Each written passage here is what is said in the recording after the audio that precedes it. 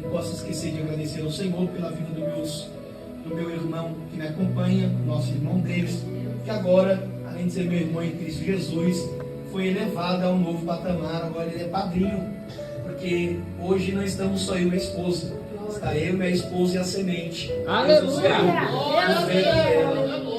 Nossa promessa. Somos gratos a Deus por essa bênção que Ele nos deu. Você que achou o texto, diga amém. Amém. Se assente para mim falar a vocês. Romanos capítulo 5, verso de número 1. Sendo, pois, justificado pela fé, temos paz com Deus, por nosso Senhor Jesus Cristo. Diga, por nosso Senhor Jesus Cristo. Pelo qual temos também entrada pela fé a esta graça, na qual estamos firmes e nos gloriamos na esperança da glória de Deus. E não somente isso, mas também nos gloriamos nas tribulações, sabendo que a tribulação produz a paciência, e a paciência a experiência, e a experiência a esperança. E a esperança não traz confusão, porquanto o amor de Deus está derramado em nosso coração pelo Espírito Santo que nos foi dado. Porque Cristo, estando nós ainda fracos, morreu a seu tempo pelos ímpios. Verso de número 7. Porque apenas alguém morrerá por um justo, pois poderá ser que pelo bom alguém ouse morrer. Mas Deus prova o seu amor para conosco em quem Cristo morreu por nós, sendo nós ainda pecadores. Logo, muito mais agora, sendo justificados, aleluia, pelo seu sangue, seremos por ele salvos da ira. Porque se nós, sendo inimigos, fomos reconciliados com Deus pela morte de seu Filho, muito mais estando já reconciliados, seremos salvos pela sua vida. E não somente isso, mas também nos gloriamos em Deus por nosso Senhor Jesus Cristo, pelo qual agora alcançamos a reconciliação. Aleluia!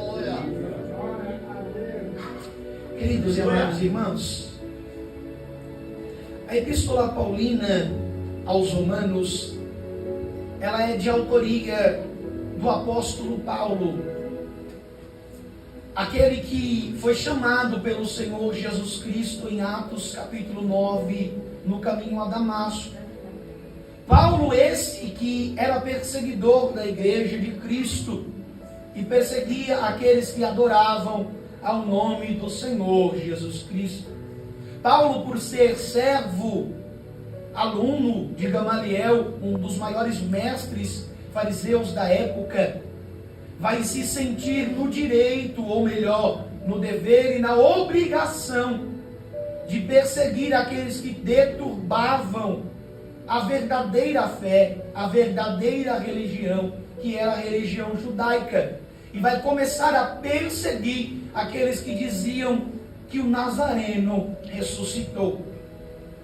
Paulo, ele estava e consentiu na morte de Estevão, o primeiro mártir da igreja. Enquanto Paulo e os demais atiravam pedra em Estevão, ele via o céu aberto e o nosso Senhor Jesus Cristo ao lado de Deus. Estevão estava sendo morto, irmão Jonas, mas ele estava vendo aquilo que os homens não viram, vendo e ouvindo aquilo que os homens não viram e nem ouviram. Então Estevão estava tendo uma experiência sobrenatural naquele momento, onde ele estava sendo apedrejado. Lá estava Paulo, Saulo de Tarso, consentindo e ajudando a sentenciá-lo à morte. Saulo tinha planos, ele tinha feito planos em sua carreira, ele tinha feito planos em sua vida. Eu imagino Saulo dizendo: eu vou ser mestre na sinagoga e eu vou ensinar o verdadeiro caminho, que é a lei, que é a palavra, que é a Torá de Deus. E eu vou mostrar a este povo o quanto eles estão errados. Se for preciso, eu vou prender. Se for preciso, nós vamos até matar, apedrejá-los, porque eles são blasfemos e eles fazem parte de uma seita. Aí Paulo vai, pega cartas, pega permissão para aprender, para matar os cristãos. E ele está indo no caminho a Damasco. A Bíblia nos diz, Atos capítulo número 9, que Paulo estava indo a caminho a Damasco. Ele e uma caravana com carruagem, cavalos e cavaleiros. Quando Paulo está no caminho, um resplendor de luz aparece a Paulo. Saulo, Saulo, por que tu me persegues? Glória a Deus. Saulo cai prostrado em terra e diz: quem és tu, que dizes que eu lhe persigo? Eu sou Jesus, a quem tu tem perseguido. Glória a Deus. Saulo, que até 5 minutos atrás dizia que ele não ressuscitou, está ouvindo ele dizer: eu estou aqui na sua frente. Aleluia. Eu sou aquele a quem tu tem perseguido. Cristo ressurreto aparece a Paulo em um grande esplendor de glória. Paulo vai ficar cego, e isso me é muito interessante, porque Paulo está cego. Ele vai para uma casa, o Espírito Santo na pessoa bendita de Jesus Cristo aparece a Ananias e diz: Saulo de Tarso está na casa tal, à direita, você vai lá, você vai orar por ele, porque ele agora é um dos irmãos. Digo mais, ele está orando nesse exato momento. Então, nós entendemos que houve um diálogo de Saulo com Jesus. Saulo fica cego, irmão Vitor. E aí ele vai ouvir, aqui é conjectura de pregador, Jesus dizendo para ele: você vai para casa tal e vai ficar de joelhos orando para que eu haja com misericórdia.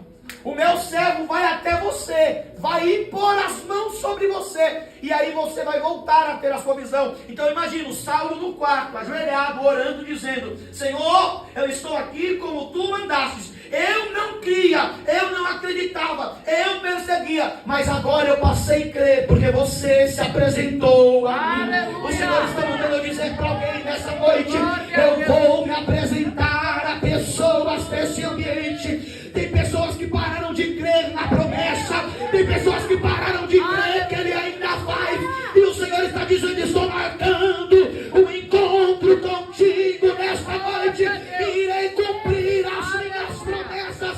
O Senhor está mandando eu dizer: não pare de orar pelo teu filho, não pare de orar pelo teu esposo, não pare de orar pela tua esposa. Estou marcando encontros nessa noite. Ele ainda é o Deus que transforma o homem.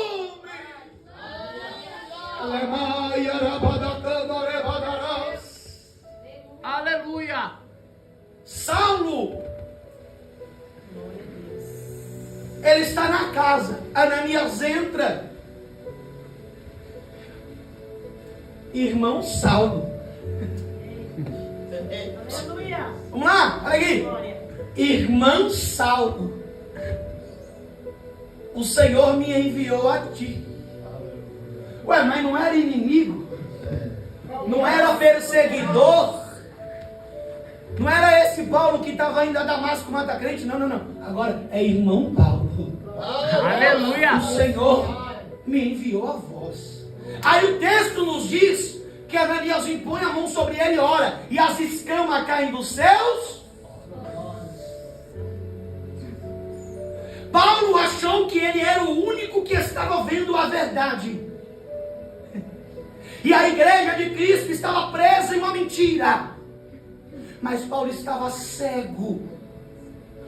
E quando as escamas caem dos seus olhos, Paulo vê o verdadeiro brilho que há no Evangelho. Aleluia. de Deus. O Senhor está mandando eu dizer para alguém neste lugar: pode ser que as escamas estejam em seus olhos e o mundo pareça mais atraente, as obras da carne pareçam mais atraentes, mas eu estou arrancando essas escamas dessa noite.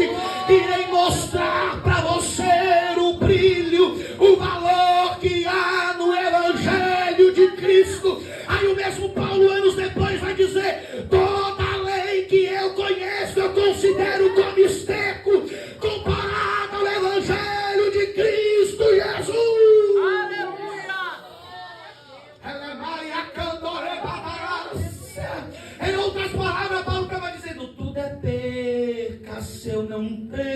a ti. Aleluia. Paulo vai entender a essência do Evangelho. Ele vai ali naquele momento ser batizado nas águas, ele é batizado no Espírito, e ele vai ser enviado para ficar em uma terra distante. Porque o povo em Jerusalém não recebia Paulo. Eles olhavam para Saulo e eles olhavam para Paulo e eles viam o Paulo de antes, o anterior, o Saulo que perseguia, o que matava. Eles viam aquele que apedrejou Estevão, mas ele estava lá. Historiadores vão dizer que Paulo ficou 10 anos antes de ser chamado para a obra missionária. 10 anos no anonimato. Os homens não viam, os homens não convocavam, os homens não chamavam, os homens não escolheriam, mas Cristo escolheu. Aleluia. Só haviam 3 pessoas que sabiam disso: Cristo, Ananias e o próprio Saulo, o próprio Paulo. Ananias, eu sei até onde Saulo de Tarso há de padecer pelo meu Evangelho. Então Saulo vai ser separado como missionário da obra de Deus. Ele vai fazer a sua primeira obra missionária com Barnabé. Eles vão haver uma desavença e eles se separam na segunda obra missionária. E ali Paulo vai chamar Silas. Paulo e Silas vão fazer a segunda obra missionária. Depois de Paulo e Silas fazerem a segunda, eles vão à terceira obra missionária, já com Timóteo e com a sua comitiva.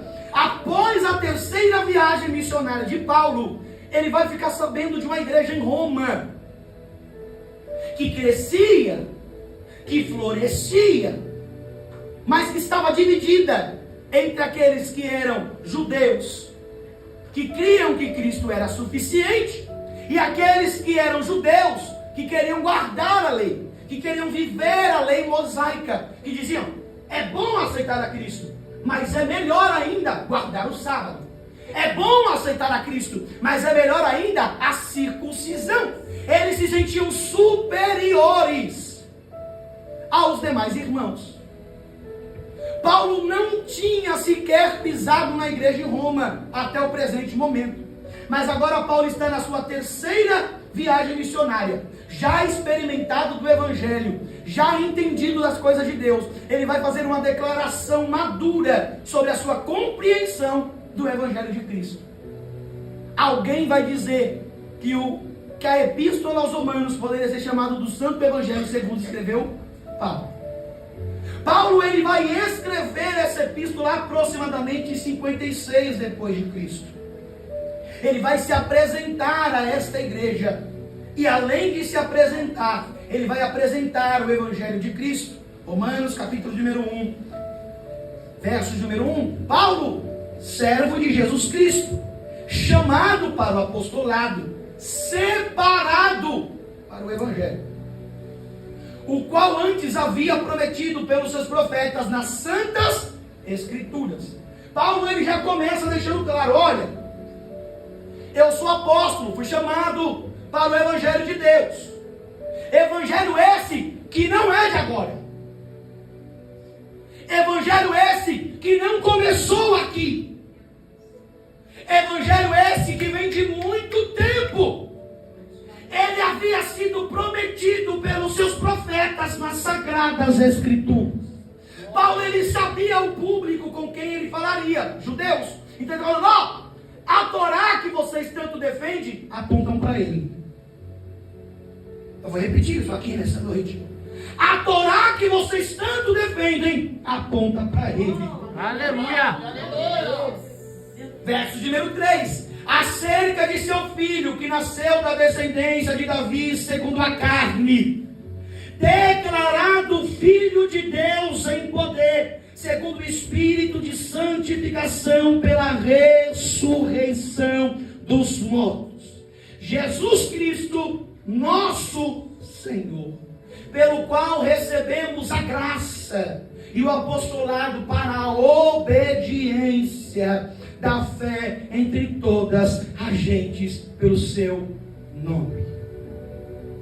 Paulo, ele compreendeu o Evangelho de tamanha maneira, Victor, que ele diz no verso 14: eu sou devedor, tanto a gregos como a bárbaros, tanto a sábios como ignorantes. E assim, quando está em mim, estou pronto para também vos anunciar o evangelho a vós que estáis em Roma. Glória a Deus.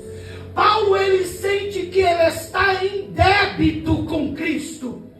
Paulo, ele sente que ele está em débito com as demais pessoas. Paulo, ele chegou a uma compreensão tão grande do evangelho. Paulo entendeu o valor que o evangelho tinha, a ponto dele dizer: eu não posso guardar essa bênção, esse presente só para mim. Eu tenho que levar para os gregos, eu tenho que levar para os bárbaros, eu tenho que levar para os sábios. Por que, Paulo? Porque eu estou pronto para pregar este evangelho. Seja rico, seja pobre, seja alto, seja baixo, seja grande, seja pequeno, eu estou pronto para pregar o evangelho de Cristo. Aleluia.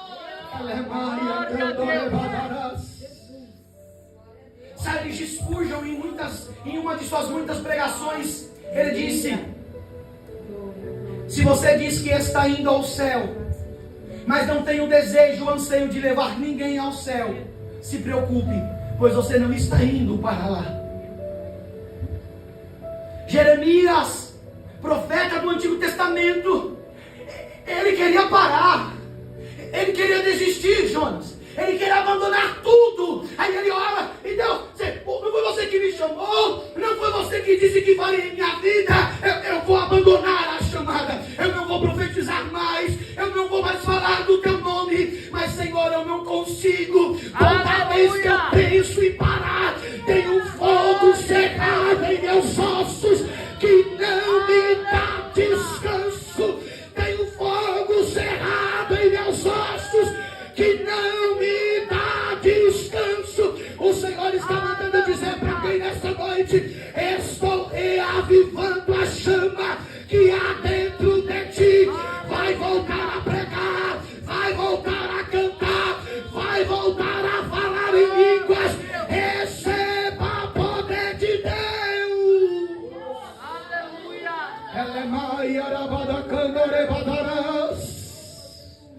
Eu sinto a graça dele neste ambiente. Eu sinto a presença dele em nosso meio nessa noite. Oh, Aleluia. Glória a Deus, aleluia. Aí Paulo continua e diz: porque não me envergonho do evangelho de Cristo, pois é o poder de Deus para a salvação de todo aquele que nele crê. Primeiro do judeu e também do grego, ou gentil bárbaro. E isso me chama a atenção. Os judeus estão orando e dizendo: nós somos o povo escolhido, o povo da aliança, o povo do livro. Nós somos superiores a esses judeus, esses gregos aí que aceitaram Jesus. Porque nós somos maior que ele, nós somos melhor que ele. Aí Paulo está dizendo: esse evangelho aí que vocês judeus estão se envergonhando e estão dizendo para outros irmãos que não são de Cristo que vocês são judeus, esse evangelho eu não me envergonho não, porque ele é poder de Deus para a salvação Aleluia. De todo aquele que crê, seja judeu, seja grego, creu em Cristo, está salvo, está lavado, está remido, porque nesse evangelho se descobre a justiça de Deus, de fé em fé, como está escrito: mas o justo viverá pela fé. Eu podia entrar dentro desse texto, mas deixa para outro dia eu volto e prego o texto. Então Paulo ele está dando uma aula sobre o evangelho de Cristo. Ele vai falar sobre a impenitência dos judeus, vai falar sobre a justiça de Deus. Ele vai falar que não importa se você é circuncidado ou incircunciso, o que importa é se você é de Cristo. Ele vai falar sobre o privilégio dos judeus e que eles perderam esse privilégio. Ele vai dizer que todos os homens pecaram e foram destituídos da glória de Deus. Ele vai dizer que antes mesmo da lei, Abraão foi justificado pela sua fé. É quando ele chega no capítulo de número 5. Ele já deu uma aula. Mas aí ele diz, deixa eu dar o checkmate nesse assunto. Sendo, pois, justificados pela fé. Vamos lá, tem muita gente que toca a voz. Sendo, pois, justificado pela fé. Temos paz com Deus. Aleluia. Por nosso Senhor Jesus Cristo. E o que me chama a atenção é, Paulo não estava em João 14. Todos os apóstolos estavam, Jonas. E nenhum deles escreveram essa preciosidade que Paulo escreve. Sendo, pois, justificados pela fé, temos paz com Deus por nosso Senhor Jesus Cristo. Aí nós olhamos João 14.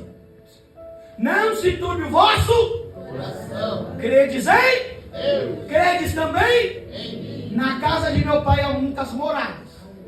Se não fosse assim, aí tem muitos pregadores que dizem, ele foi preparar a morada. Foi não, já tem muita lá. Se não fosse assim, eu vos teria dito, eu vou ao Pai, vos prepararei morada, e voltarei outra vez para vos, para que onde eu estiver, estejais vós, embora vós já sabeis o bendito de Tomé, que olhou e disse, Senhor, nós não sabemos nem para onde tu vai, quanto mais o caminho. Aí Jesus olha para Tomé e diz, eu sou. Aleluia. O caminho, a verdade, Glória a Deus. e a vida. Aí os pregadores vão dizer, e ninguém vai. Não, ele diz, e ninguém vem ao Pai senão por mim. Mas pregador, o que muda isso? Quando o pregador diz, ninguém vai, está apontando caminho. Quando os pregadores dizem o texto, ninguém vem. Ó, ninguém vai para fora. Ninguém vem a mim. Vou repetir. Ninguém vai para fora. Ninguém vem a mim. Eu sou o caminho, a verdade e a vida. Ninguém ao Pai, senão eu sou o caminho. Aleluia. Não há outro caminho para chegar ao Pai. Aleluia. As religiões aí fora dizem, todos os caminhos levam a Deus. Mas Jesus disse, eu sou o caminho, a verdade e a vida. Ninguém vem ao Pai, senão por mim. Ou seja, tu quer chegar no Pai, vai a Ele. Você quer alívio, vai a Ele. Jesus está dizendo, eu ainda sou o mesmo, que foi ontem, sou hoje e serei eternamente. Se tu está com fome, eu sou pão. Se você está com sede, eu sou água. Se você está perdido, eu sou o caminho. Se você está na mentira, eu sou a verdade. Se você está indo rumo à morte, eu sou a vida. Aleluia. Tem vida de Deus nessa noite. Tem vida de Deus nessa noite. Recebe vida. Recebe vida. O céu, ele sopra vida em você. Tem graça de Deus nessa noite. Tem poder de Deus nessa noite. Aleluia.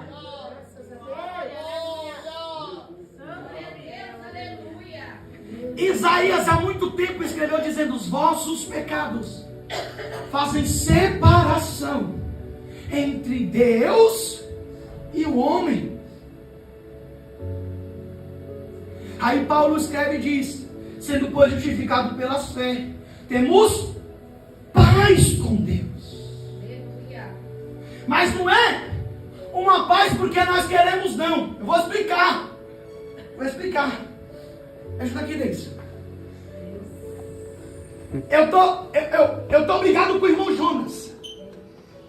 E o Deison, ele é Jesus Cristo. O irmão Jonas não me escuta porque ele está com raiva de mim. Aí Cristo vai na frente e ele vai interceder por mim, para que a paz de Deus venha se encontrar comigo.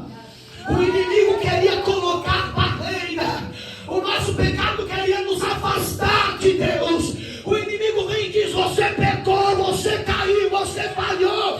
Aí Jesus aparece e diz: o meu sangue cobre tudo. Onde abundou o pecado, superabundou minha graça. Te ofereço amor maior do mundo, pois você é a minha imagem. Aleluia. Poderoso. Glória a Deus. O inimigo quer te separar de Deus. O seu pecado quer te separar de Deus. As tribulações querem nos separar de Deus. Mas Jesus está nos dizendo: eu trago vida e vida e abundância. Eu trago paz para esta alma abatida. Eu te trago de volta ao Santo dos Santos, para você viver o íntimo com o Pai. Aleluia.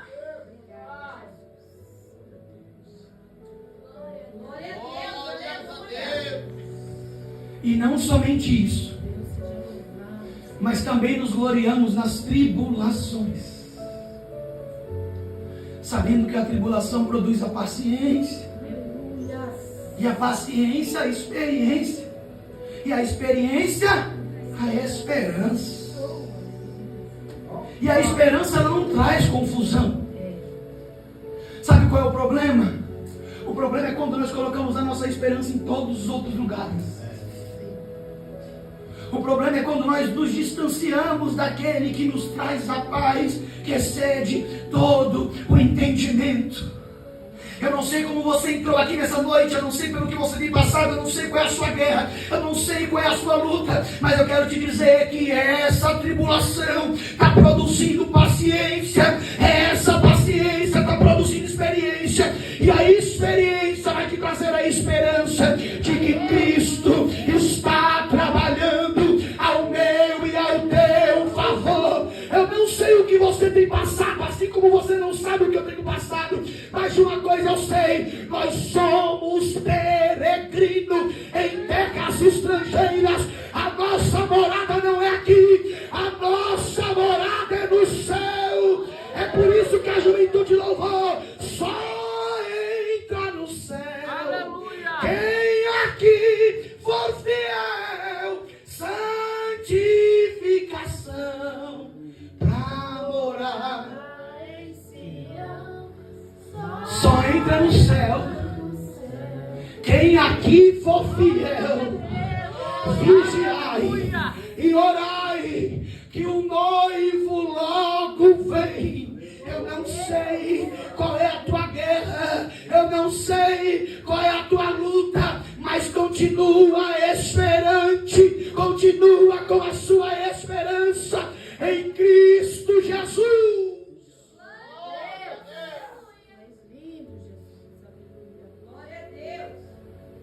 Porque Cristo, estando nós ainda fracos, morreu a seu tempo pelos ímpios.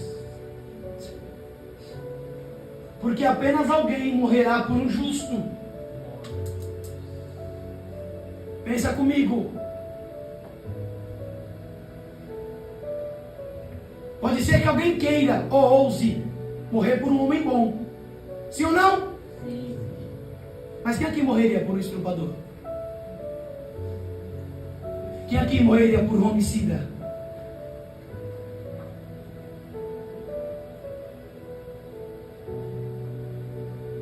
Mas Deus, aleluia, Jesus, prova o seu amor para conosco, poderoso, em quem Cristo morreu por nós, Grandioso é tu, Senhor. Aleluia. sendo nós ainda pecadores. se você ia aceitar ou não.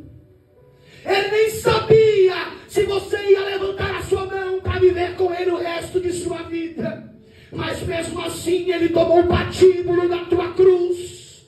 E ele caminhou no caminho do Gólgota, ferido, sangrando, cheio de dores, como ovelha, como cordeiro mudo, levado ao matador. Ele subiu no madeiro, prego em suas mãos, prego em seus pés. Quanta agonia ele sofreu por nós. E ainda ele olhou para o céu e disse: Pai, perdoai-vos, pois eles não sabem o que fazem. Quando cumpriu-se, ele olhou para o céu e disse: Tetelestai,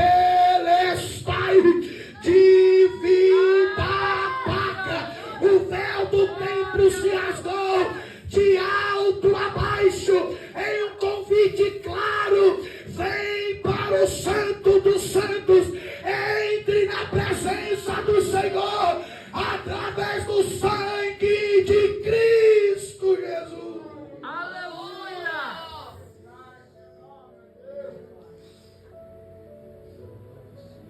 Um justo morreu por um injusto, porque mesmo sendo Deus,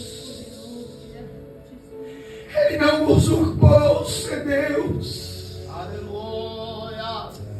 Antes tomou a forma de homem, e na forma de homem foi fiel até a sua morte, morte de cruz, Glória a Deus. a qual Deus lhe deu um nome acima de todos os nomes,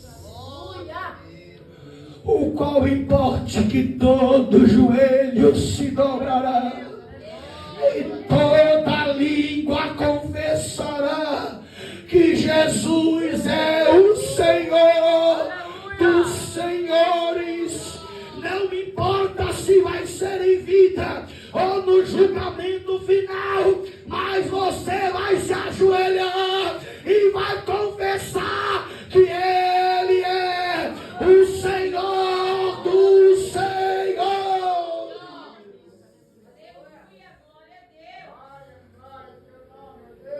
Logo muito mais agora, sendo justificado pelo seu sangue, seremos por ele salvos da ira. Porque se nós, sendo inimigos, fomos reconciliados com Deus pela morte de seu Filho, muito mais agora, estando já reconciliados, seremos salvos pela sua vida.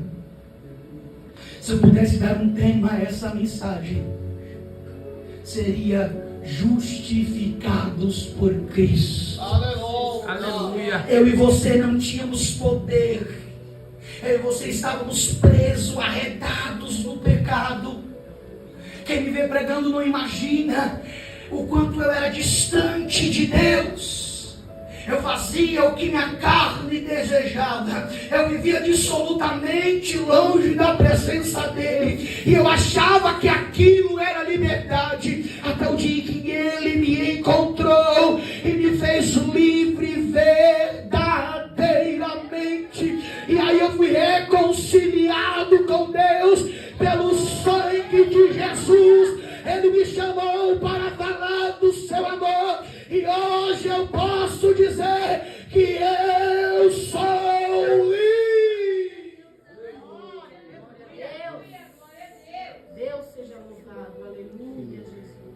E não somente isso, mas também nos gloriamos em Deus por nosso Senhor Jesus Cristo, Glória a Deus. pelo qual alcançamos a reconciliação. Nós estávamos distantes de Deus, nós éramos inimigos de Deus. Tem uns pregadorzinhos coach que diz que você é lindinho, lindinha de Jesus, que diz que Jesus te ama desse jeitinho aí. Mas Jesus está nos dizendo nessa noite: Aquele que não nasceu da água e do Espírito não tem parte comigo. O mais difícil ele já fez, ele morreu na cruz do Calvário. Ele entregou a vida por ti. Ele foi o sacrifício perfeito, o sacrifício entregue por Deus por nós. A ele aspergiu o seu sangue por amor à minha e à tua vida. Agora ele deixou a parte fácil contigo. Aquele que me confessar diante dos homens da terra, eu irei confessá-lo diante do meu Pai que está no céu. Mas aquele que me rejeitar diante dos homens na terra, eu rejeitarei diante do meu Pai que está no céu. Porque aquele que quiser vir após mim, negue-te a ti mesmo, tome a tua cruz e siga. Ele já ensinou o caminho. Ele já fez a parte difícil, que foi pagar a nossa dívida. Agora ele está te convidando para fazer a parte fácil. Tem alguém aqui nessa noite que quer se reconciliar com o Senhor Jesus, ou quer aceitá-lo como seu único e suficiente Salvador? Levante a sua mão, ou venha aqui à frente, que nós iremos orar pela tua vida. O Senhor está te dando uma oportunidade de sair daqui justificado pelo seu sangue. Eu não estou dizendo que você, do dia para a noite, vai colocar uma saia no pé, vai pôr um terno, uma gravata, não. Eu estou dizendo que o Espírito Santo, o agente secreto de Deus, vai sair daqui dentro de você e ele vai começar a sua boa obra, porque aquele que começou a boa obra, ele é fiel para aperfeiçoá-la. Se coloque de pé em nome do Senhor Jesus Cristo. Eu irei louvar ao Senhor. E se você quiser se reconciliar ou aceitar o Senhor como seu único Senhor e Salvador, você irá vir